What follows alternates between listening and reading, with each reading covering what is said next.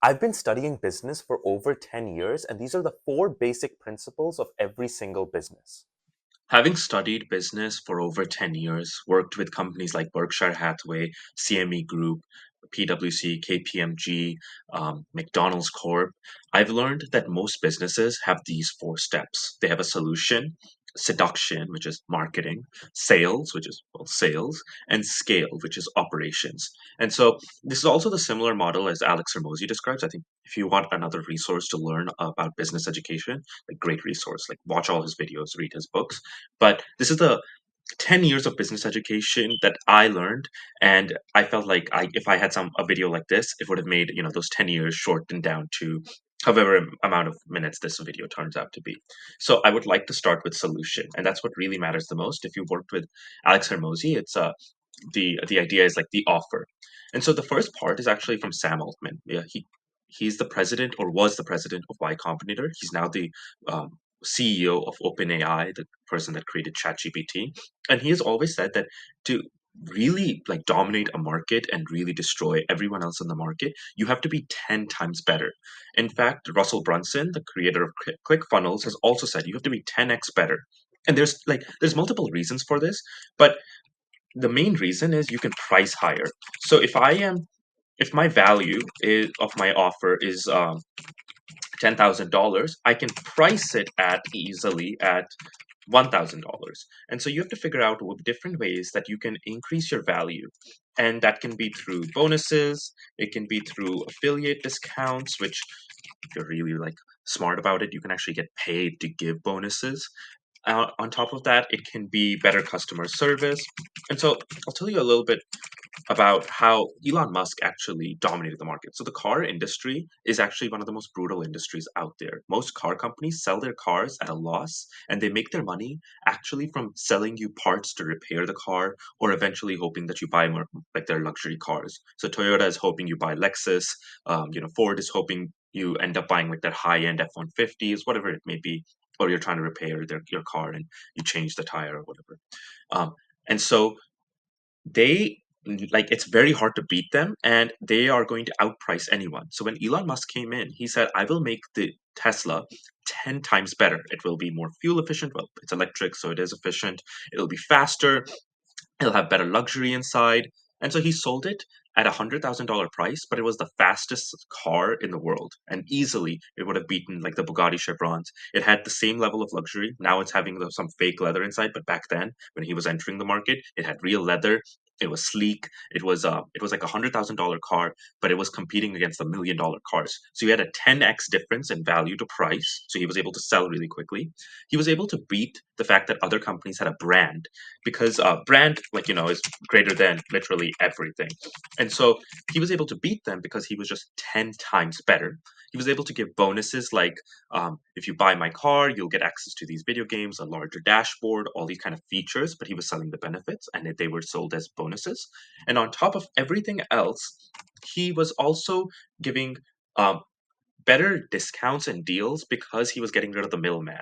And so he literally made the process even better. So you don't necessarily have to make your offer better. You can just make the pipeline better. Get rid of middlemen. If you're selling roofing, try to sell like right away to the customer instead of going through say Home Advisor, and figure out different ways you can do that. You can market directly. You can set up a uh, conference with all the other roofers, and you can say like, look, not only are we advertising, but we're all in the same room. Let's build our community like dashboard for everyone in our community, and they can check with all of us. And so everyone wins a little bit, and people have a reason to get on the platform because they're not just looking for your company alone.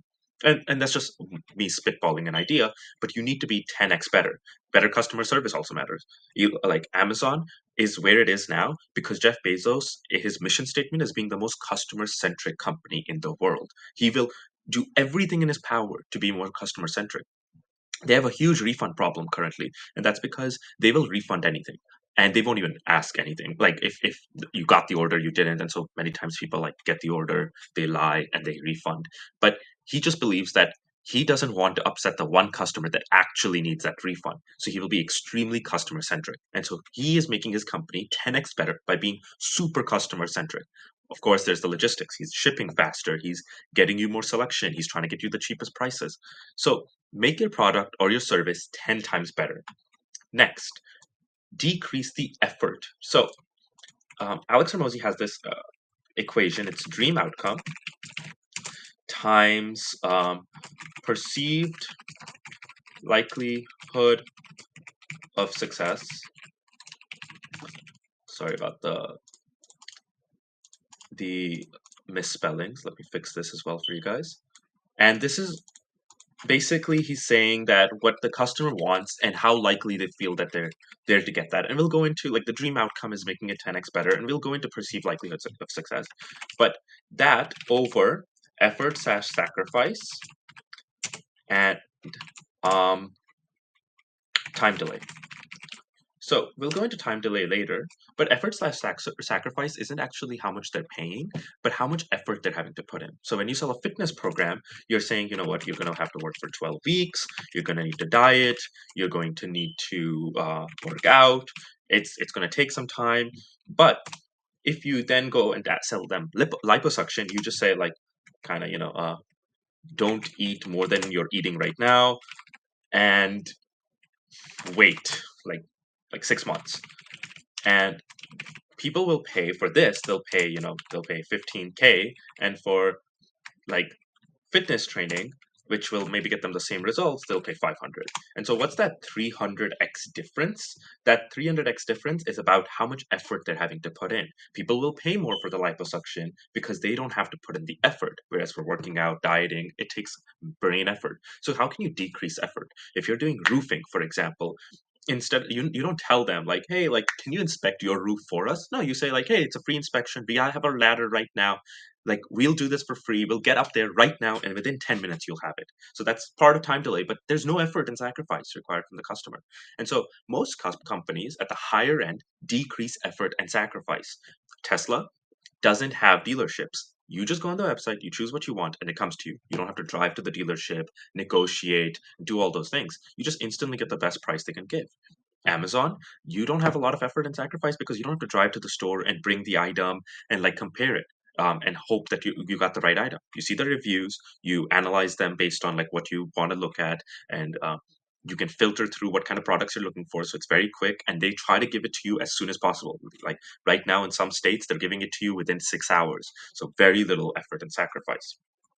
Next, there is next level bonuses. So these can actually be bonuses to move a customer to a yes or upsell. And so the idea is that you're selling to the customer what they will want next. For example, when you buy a iPhone, you'll go through the sales process online, and then all of a sudden they'll say AirPods, and then they'll say extra chargers, and then they'll say, well, you have an AirPod and iPhone, maybe get on an iPad, and then they'll say MacBook, and eventually you're part of the Apple ecosystem, right? So the way they do this is they look at the customer journey, which is essentially where is the customer going to be next. You want to solve their next problem already, and you want to add it as a bonus, or you want to add it as an upsell. So the iPhone, AirPods, chargers, iPads, MacBooks are actually just upsells. But if you look at the Amazon ecosystem, it'll say, well, you have Prime subscription, and you might have bought that because you wanted like faster shipping, right? But then maybe you weren't really sure. You were like, well, I can kind of wait the 2-3 days. But then they'll say all of a sudden, actually, you get Prime Video. And then you're like, I'm not sure about that. Then they'll say you have Luna video games. Then you say, I'm not sure about that. Then they even have like One Medical, which is health insurance. So at some point you start saying like, maybe I'm not sure. And you say, well, I'm getting so much value. And that's actually the Prime subscription is worth $1,470 based off JP Morgan. And so what you're getting is a lot of value, and it's just getting stacked up by different bonuses. And so these bonuses, if you're not doing upsells, can be checklists. Like say you're selling how to break into marketing. Well, you can sell a checklist of like, this is how I would make my resume, this is how I would make my LinkedIn, this is how I would network with people. You can sell toolkits. So checking like, is your resume ATS required, which is like, can it pass the online requirements, because a lot of resumes are based off keyword search.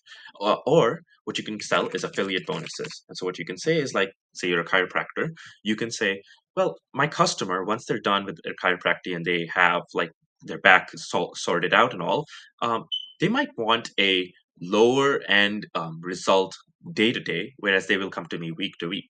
And so they might want a spa, something that just quickly massages them, not actually doing the full chiropractic. So you find the local spa and you say, look, I will send you 10 customers a week at least, or I will tell my customers at least to come to you, and I would like you to do the same when they come to your place, and I'll pay you and you pay me. And essentially what ends up happening is they get a bonus, so they actually have a reason, because their value of their offer has grown larger, because now their customers can come to the spa and say, "Oh, like we recommend you go to this chiropractor, and you can get a 10% discount based off the fact that you came to our spa," and vice versa. And what ends up happening is your customers feel like, oh, they really care about us. They're not just thinking about, oh, they'll come week to week for our chiropractic, but they're thinking, what can we do day to day or month to month? And so that's like the one thing off the top of my head. But if you really like start like digging deeper about how you build these bonuses, think about what your customer will need next, or what objections might your customer have, and solve them already. When you join the customer centric Amazon ecosystem and you're buying products, well, the next thing is you might want to be entertained by these products. You might be buying a TV. And so, well, what will you play on your TV? You'll play some movies. Sometimes you get bored of movies. What will you do next? You'll play video games. Sometimes you've been sitting too long watching the TV and playing the video games and watching the movies, so you'll need to go to the hospital. And all of a sudden you have health insurance. Now, I'm sure that's not how Jeff Bezos actually created these, but the idea is there is a customer journey involved. And so adding these next level bonuses increases your perceived value and makes your offer 10x better. And if you can do like make every bonus low effort, you can just increase the value tremendously. And your bonuses need to be really good. So try to figure out what other people are selling and just do it for free. And then just make your main product more and more expensive. And eventually you'll hit the point where your main product will make you so much profit that you'll just beat the whole competition. And then you can just price 10x higher if you really feel like it. Or you can just have the whole market and never have to worry about business again. And the last is time delay. And so this is like the most simple, I think, of all. And it's just like, how quickly do I get my results? And so this can be, let me just make sure I type this correctly. Quickly do I get my results? So this can be Amazon 1-day shipping, right? This can be Apple's 1 minute like iCloud setup, or it can be roofers 24 hours construction. I recently got my bathrooms all redone. It took me 3 weeks to get it redone, and it was honestly really annoying. But I would have been more than willing to pay 3 times as much if someone just said, "Hey, look, like we'll come in, we'll literally work 24 hours, we'll have three shifts go through, and we will build your like bathroom in within 3 days." And but we charge 3 times as much, or we charge 6 times as much, so they actually are making more profit than the other companies. I would have been willing to pay that, and I'm sure there are other people out there that would have done the same. The reality is that time is the only resource that is limited. And so when you start selling and you start decreasing the time, you end up getting people who are more than willing to pay a lot because they understand the true value of time. You'll also start attracting, like honestly, you'll start attracting like richer customers that tend to be less hassle. And this doesn't just apply to like roofers, chiropractors, people like that are buying from Apple or Amazon. This applies to clients too. If you're working in consulting, a client will likely pay you more per hour if you deliver the results right away. Oftentimes consultants feel like they have to, bill a lot more hours than they really worked. But in reality, if you just make it very clear to the client that like, look, you want this result, I will get it to you. I will get you really good results. But I will not be like paid less just because I did it faster because you value your time, right? And what will end up happening is your client will pay 3, 6 times extra for you to deliver 3 times faster. And so you'll get maybe 9 times more profit. And so what ends up happening is if you can decrease time delay, you can add bonuses and especially things that are part of the customer journey. So what will happen next? You just already solve it with your bonus, either through an upsell or a free bonus, and you decrease the effort required by the customer and you make sure your offer is 10 times better by either making it more streamlined, by just making it faster and like a better solution. Like Bill Gates operating system Windows, right, by Microsoft, was 10x better than what happened before. It all of a sudden made it so that computers could be used by anyone rather than just computer scientists, and so it was 10 times better. And so if you can make your result 10 times better, you can decrease the effort, you can add bonuses, and you can decrease time delay, you can dominate the market by having an incredible solution or an incredible offer. And so the next one is seduction. Now this is the only one that kind of doesn't make sense because it's really should be marketing, but I wanted all of these to be S's. But just make sure you look at this as marketing. And so let's go into the marketing section. Wow, that's really far away. So sell the vacation, not the flight. The idea is no one is excited like if to go on United Airlines or like, hey, you're gonna go on Delta. Like, do you want to buy this flight? Like, who cares, right? So you're not trying to sell Delta or United Airlines. What you're trying to sell is actually like Bermuda or Costa Rica or like the idea of the sun or great hikes. Um, Essentially, what you're selling is the vacation, and that's what real customers want. So what often happens is you'll go on a website and they'll be telling you about, this new feature we have. It's serverless architecture, or they'll tell you about how they're going to do marketing through a 10-step funnel, and they'll try to really confuse you, or they'll be like, we have this streamlined um, transformation um, model for like consultants.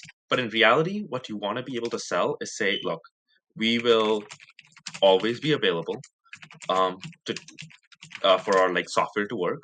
Um, we will get you 4 times, 5 times more sales through our sales funnel, right?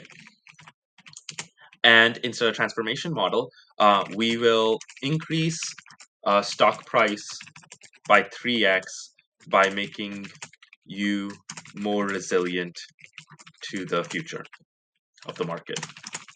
And so these are 3 different ideas. There's a difference between software, marketing, and consulting. But the idea is that no one cares about how much work you're putting in. They don't care about how you're doing the work. They only care about what it will give them. So sell them their benefits. Let them know exactly what those are. And don't expect that they kind of understand what it's going to be. Make it very, very clear. A little tidbit is like if you write in a 3rd grade to 5th grade language about their benefits, um, you'll actually get the biggest return on investment in terms of marketing because most people only read at that level. When it comes to like quickly reading, most people didn't like keep reading when they went into high school or college. They kind of just skimmed the books. And even our brains just naturally, even if we can understand college level reading or postgraduate level reading, most people can very quickly understand the 3rd grade and 5th grade reading. So most actually big authors like Stephen King, J.K. Rowling, Ernest Hemingway all wrote at a 3rd grade to 5th grade, maybe even sometimes 8th grade reading level. In fact, Wall Street Journal, New York Times are also written at that level.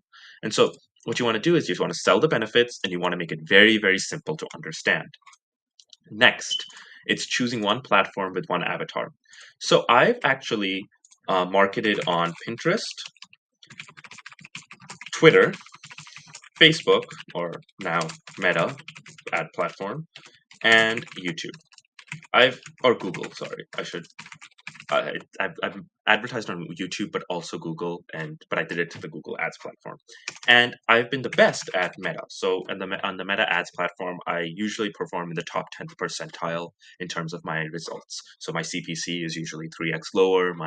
Uh, and I'm not trying to just like be like, wow, I'm so great. It's actually because this main part is I suck at Twitter, Pinterest, or Google Ads. I'm honestly pretty bad, and it's like not worth for me to even try doing it because it would take me so much more time to learn it. I've been doing meta ads for over 7 years now, and so I have a really good understanding of how meta ads work. I know like the stuff I don't have to worry about, the stuff that doesn't matter. I know that I don't have to look at meta ads beyond some like a simple level of targeting that I know I can use that later. I know that like I don't have to spend that much money. I only need to spend $10 a day to test a an advertisement, and I know exactly how long it's going to take. And the reason I say these is that if you choose one platform with one avatar, so you choose, hey, this is my business or this is what my clients' needs are, and we're going to target only one person or one demographic, one ideal customer, and we're only going to target them through one platform, you will make it so your marketing is really robust because all your energy, all your IQ will go through towards one goal, and you will be able to crush the competition. You can make millions of dollars through any platform. I suggest you like stick to Meta or Google because they have the most amount of people. Like Facebook has 2 billion people with about 600 million people active every single day, and Google has like much more than that. But point is, if you choose one avatar, so one ideal customer, like type, so that could be like single moms that want to lose weight in the United States of America. I will target them through Meta, and I will do this over the course of 3 months. You will be able to crush the market. Or you can target it as looking for ex traders through LinkedIn that are now retired but are looking for investment opportunities. And you will crush the market. Oftentimes, what people will do when they're going into consulting, marketing, or their own business is they'll tell the client, they'll say, or they'll tell themselves, we will get on every platform and we'll just try everything. A shotgun approach doesn't work. And in the sense that it doesn't work better than choosing one platform and dominating it. You might get actually a positive return on investment, which is like rare, but you might. But in reality, with the same amount of time you put in to get into all these platforms and make all these advertisements, because you will make different advertisements for every platform, you'll have to at least slightly tweak them. The amount of effort required for that, if you spent that same effort on one, you would make 10x the returns. So David Ogilvy actually used to do this. He did multiple tests. He was a data scientist who eventually turned into an advertiser. He's considered like the father of advertising by a lot, along with Cloud Hopkins.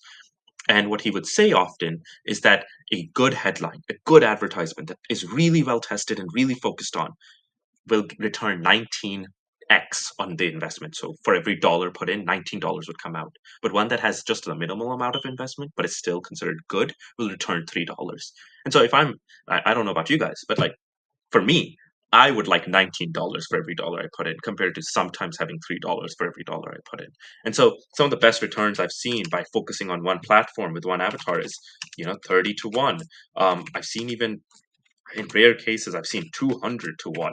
And so focus on one platform with one avatar, be it for your own business or for a client. It doesn't matter. You really do just need to focus on one platform, one marketing. I know I'm repeating that, but it does matter a lot. Next, we're going to focus on marketing as a radar or a radar. And so the idea is essentially that good marketing is considered not like you're like precisely focusing on one person, it'll never work again. It's actually a radar. It focuses on the customer demographic, so like that ideal single mother trying to lose weight or that ex trader looking for investment opportunities. And it'll work every single year because every single year there will be a new mother who enters the age of 35. There will be a new trader who just retired looking for investment opportunities, and if it worked last year, it'll work again. Some of the best investments or on a real on marketing have been by like Procter and Gamble, and they have been run like their ads have been running the same ads have been running for 25 years. Or a lot of toilet paper companies, I know it's kind of weird, but toilet paper companies will run the same ad for like 30 years. If you look at Campbell Soup, a lot of their like, I think it's spelled this way, yeah, will run their ads for 15 years at a time. And so what you'll see is like, yes, Amazon or Google might be changing their ads all the time. But if you're a company that sells one service or one product or like products that are very similar, services that are very similar, you can actually just run the same ad over and over and over again. And as long as the demographic is the same and like there hasn't been a huge shift in your industry, it'll work. So, like putting in that effort and time in the beginning to figure out the good headline, a good image, and what we'll go into later, A/B testing, it really does matter. And so treat marketing as a radar. If it has worked once, it might just work again. And lastly, A/B test everything. So um, what would happen often is there would be headlines that I would be writing in my marketing, and I would write 5 headlines, 5 primary texts, um, 5 descriptions, and 5 different images, and I'd run a meta campaign on this. And this would be after I've already created hundreds and I've like narrowed them down to 5. And then what I would do is I would spend 10 days um, like finding the best headline, and then I would spend another 10 days once I found that finding the right primary text, and so forth and so on. And what would happen is over 60 days, I would go from having a initially maybe a 1.5 to 1 return, which is very minimal, to having usually a 30 to 1 return on my investment. And this would be for clients, because I did marketing consulting as well. I've done marketing just in general as well. And what happened was it was just A B testing everything. It would be A B testing the headline, A B testing the image. And the reason you do that is so you can find the perfect combination. And thing is that that does exist. And that perfect combination can be the difference between having a 3 by 1 return on your dollar spent to a $19 by 1 return on investment, as I explained earlier.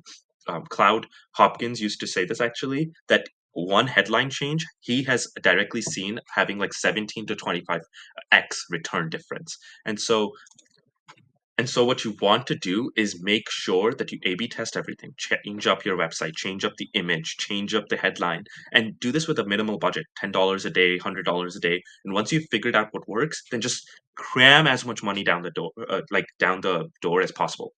If you have a machine that does $100 returns for $1 invested, you would take a bucket of cash and just pour it in, right? So you can just get like 100 times the buckets back. And so A/B test everything until you have a perfect combination. And so now we're done with marketing. This will apply to clients. It'll apply to anyone.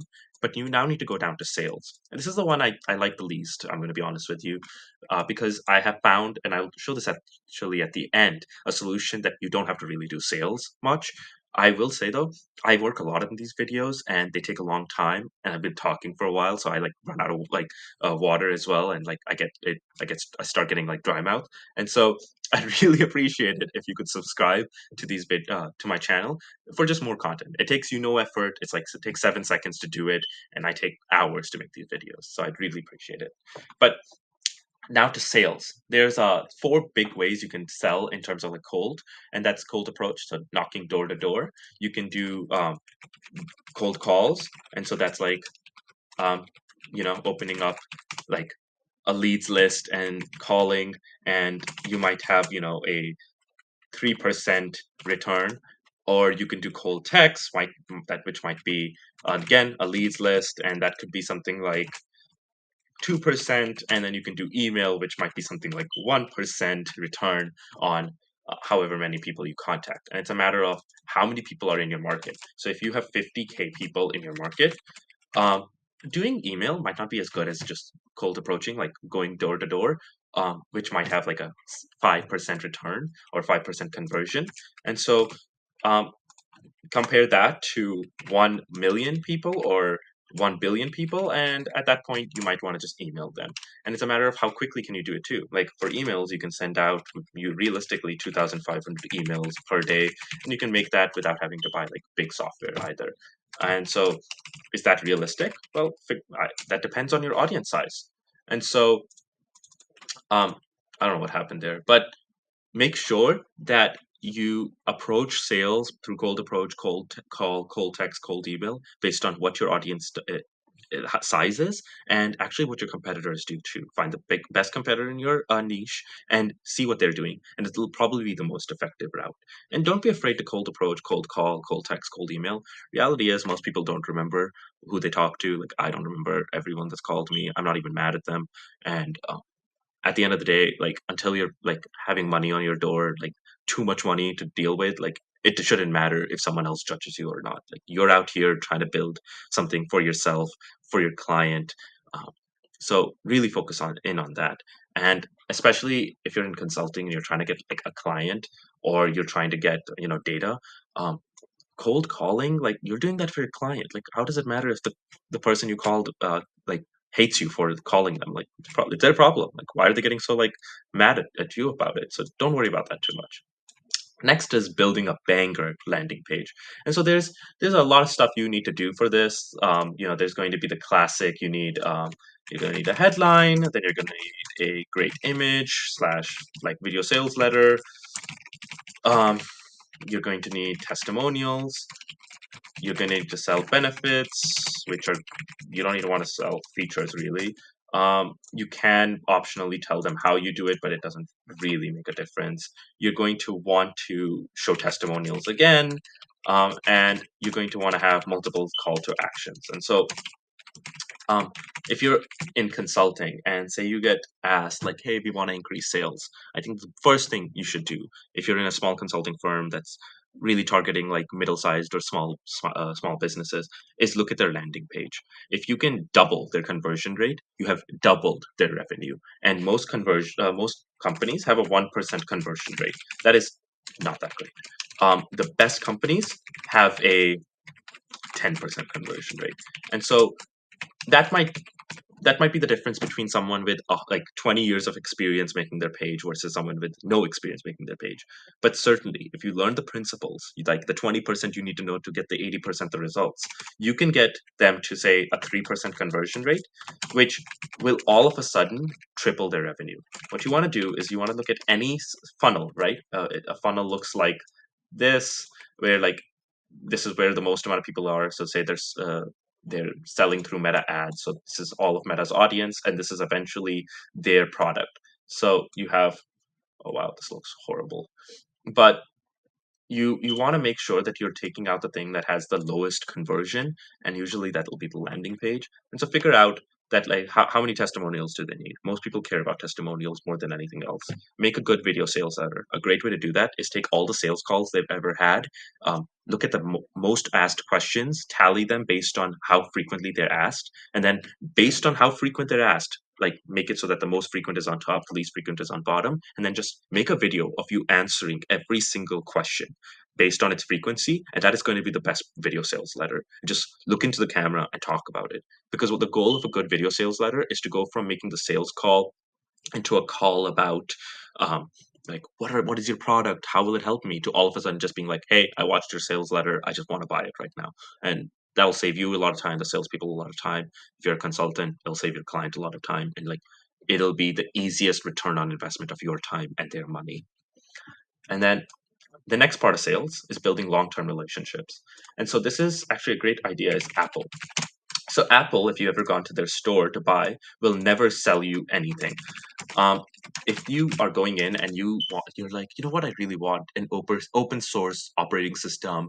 I want something that like doesn't really protect my data too much, but I care more about like the fact that I can completely customize it. They're not going to try to sell you an iPhone. They will sell you an Android, because those are like genuinely the good benefits of an Android. It's more customizable. It does not care about your data as much as Apple, and Apple will just sell that to you. And the reason is that then you associate good feelings and trust with Apple. You're like, wow, they're not just out for themselves. They care about me.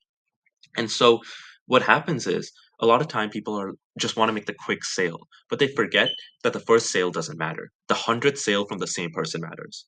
So in real estate, often it's actually that every customer is not like let's say a house is being sold for 500K and your commission is 2%. So instead of taking home 10K for every sale, real estate agents know that each customer is actually worth $1.2 million in commissions, not even like just like overall sales. And that's because one good customer will send you 100 referrals over the cost of their life.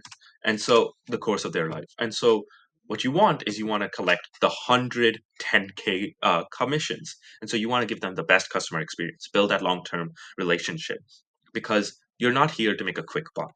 If you're doing sales, if you're helping your client make sales, the best thing you can tell them is, look, make long-term relationships, it will matter.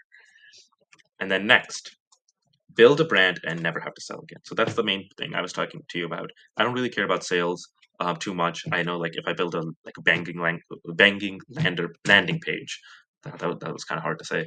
But if I build that, I don't have to really sell too much as long as I have good long term relationships and I don't get too anxious doing cold approach, cold call, cold text, cold email. But if you build a brand, you never have to sell. I talked about Apple never sells, but also Apple doesn't have to, because they just say, like, they literally just go, we have a new iPhone, and they all of a sudden have like $100 billion in sales. Nike doesn't say like we have new shoes. They just say like LeBron wears our shoes.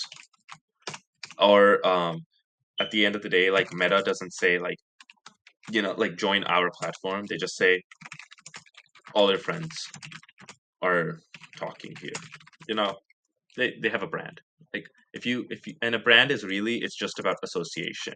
So Nike doesn't say like, look, we have like this comfy cush uh technology, we're much faster, we can help you jump higher and all that. Instead, they just say the greats wear us. Apple did this with the greats use us, and Meta did this with the people, like everyone talk here, and they associate themselves with a major concept. And so build a brand using that. And that doesn't just apply to big companies, that can apply to small companies too. As a roofer company, like, oftentimes you'll be able to say like, look, like, we're a small business, we actually care about you. Or like, we're not the biggest, that's why we have to try harder and like give you better customer service. Or if you're selling, say, pool building, you can just say like, look, our pools aren't like luxury pools, but we build them faster so that you can enjoy them with your like family and kids and friends sooner. And you just build a brand around like really authenticity, and that's just being genuine, honest, trustworthy people. And this is probably the biggest thing you can do, because then people will come to you to buy instead of you selling.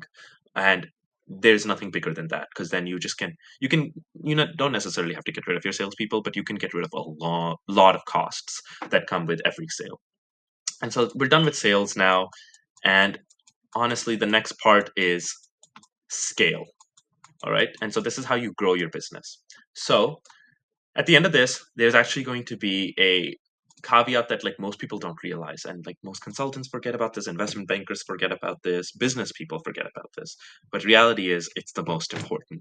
So you can scale with technology. That's one way, and that can be like, we're on cloud, so cloud technology makes it so that everyone can scale nonstop. And so a lot of consultants like sell this as a procedure, and so you should know this if you want to go into consulting, or if you want to be a client that like has a business. And so the idea is software can grow exponentially.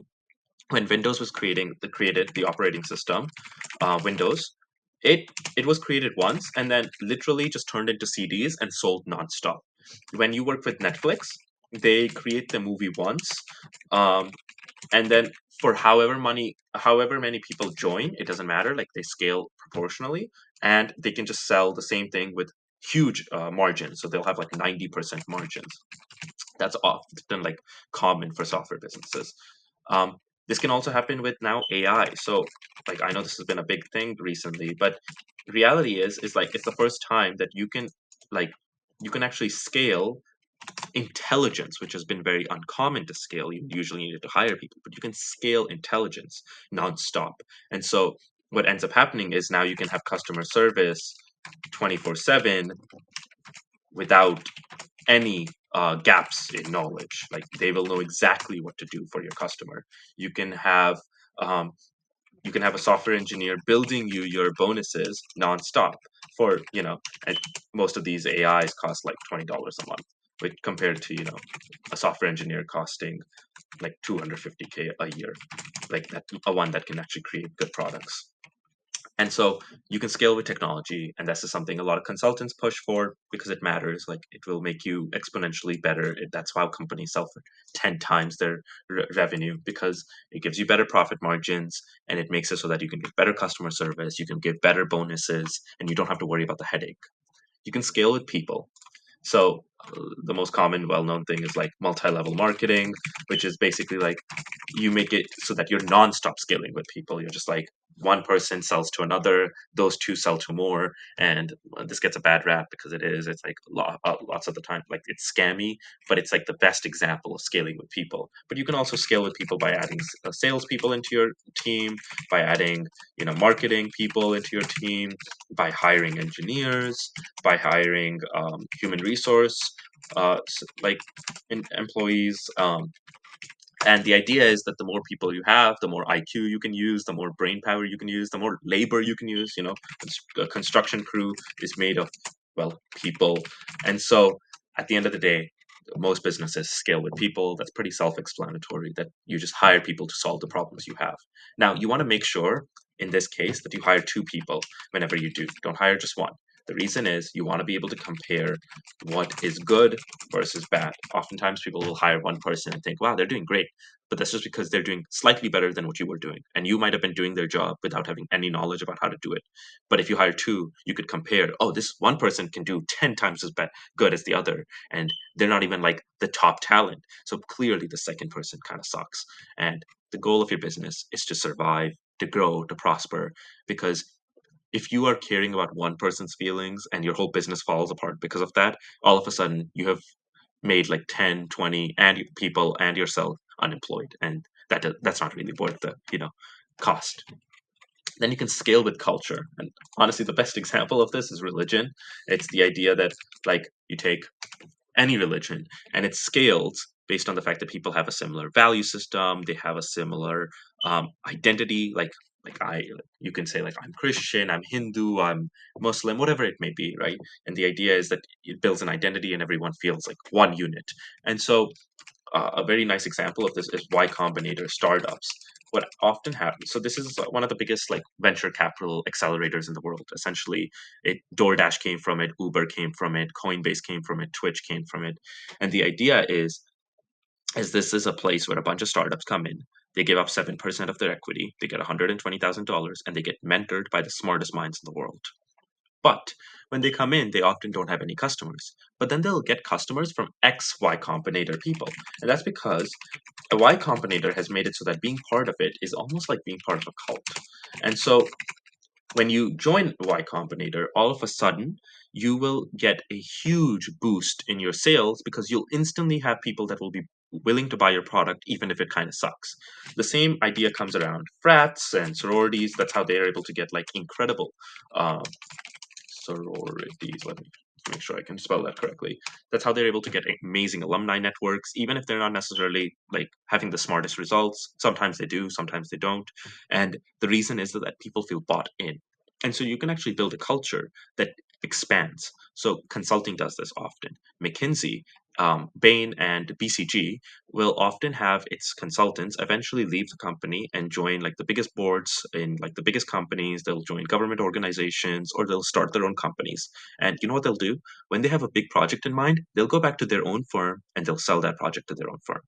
And the reason is that they built a culture of like feeling like one, feeling united. And so having that mindset, if you're going into consulting, or if you're even just like trying to build a business that can expand beyond itself, is important. Your employees aren't going to stay with you forever. Most likely they won't. They'll churn out 5% at a time. So the best you can expect is like someone to stay for 20 years for their whole like for their career.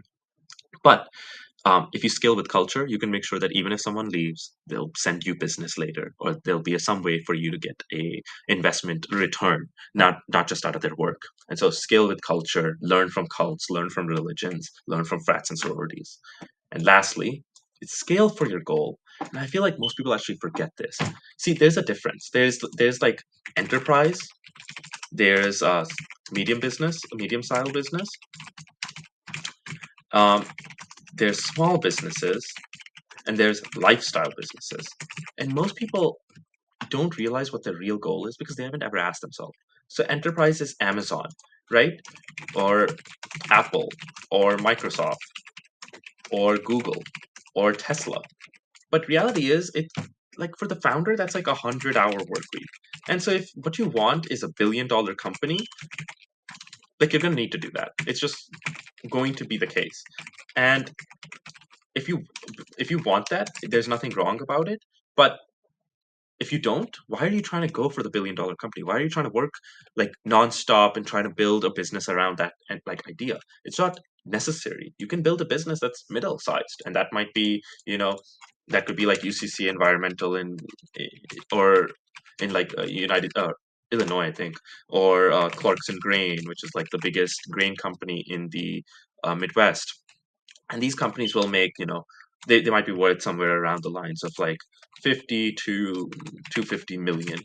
And oftentimes their bosses will take the weekends off. They will work maybe 60 hours a week, but 60 to 70, right? And but reality is this is a little more doable. You're definitely on the higher end. This is something like what a partner at a big firm might be making in investment banking or consulting, like in terms of like the amount of work, like hours they're working. But even then, like maybe you don't want a business that's worth 50 million and you're taking home 10 million a year. Like that's not necessary. So then there's small businesses like your local like flower shop or your local cafe, and these companies might be pulling in 1 to 2 million a year. And the founder, it might be like 5 people working there, and the founder might be taking home somewhere around the lines of like 200K a year. And that is very reasonable as well. And if that's your goal, there's nothing wrong again with that. The premise I'm trying to go for is scale to the point where you're happy and you don't like, not everyone's goal is to work nonstop. I love working. I don't ever want to retire. I want to build big businesses. I purposefully chose to go out of consulting. I purposefully chose to start helping people get into consulting. That became like my main goal. And I built a business around it. And that was because like I wanted something that I could help others with and I could grow to a large size and honestly make some money on my end. But I don't see this becoming an enterprise style business. But if someone came to me and they're like, you know what, I don't want to do that. Like, I just want to become a consultant. I want to pull in my 500K a year. I want to work 40 hours a week eventually. That's not a bad deal either. And so figure out exactly how far you're trying to scale to. And that can be a personal life or a business. And then there's lifestyle businesses. This can be like a agency selling like marketing agency. I have a friend who sells chatbots to e-commerce stores, right? And so this can be like a software agency, and that realistically pulls in about 120K a year, and it's a solo entrepreneur. So if you are making 120K a year and you're working 10 hours a week, that's kind of sick. You can do whatever you want. You can go surfing, you can go like hiking, you can hang out with your kids. um, and so really figure out what are you trying to scale for, because that truly matters more than anything else. And so that's the general premise of what business is. It is building an incredible offer, marketing incredibly well, moving from sales to branding so that you don't have to keep selling nonstop because that's the biggest headache, and then scaling in a way that can be like infinite. So you either want to hire recruiters so you don't have to keep recruiting people and they can just hire people and you can scale with people. You want to build either technology that can scale on its own. um, you want to scale using culture so that other people will leave and then they will send you business more. So like McKinsey, Bain, and BCG, or even investment bankers. Or you want to, and at the end of the day, you want to scale for what your goals are. That doesn't always mean $1 billion business, but sometimes it does. Just figure that out for yourself. Like there is no right answer to it. So I hope you enjoyed. Please feel free to drop a comment down below if you feel like I missed anything. I'm always happy to learn more about business, and I hope you enjoyed.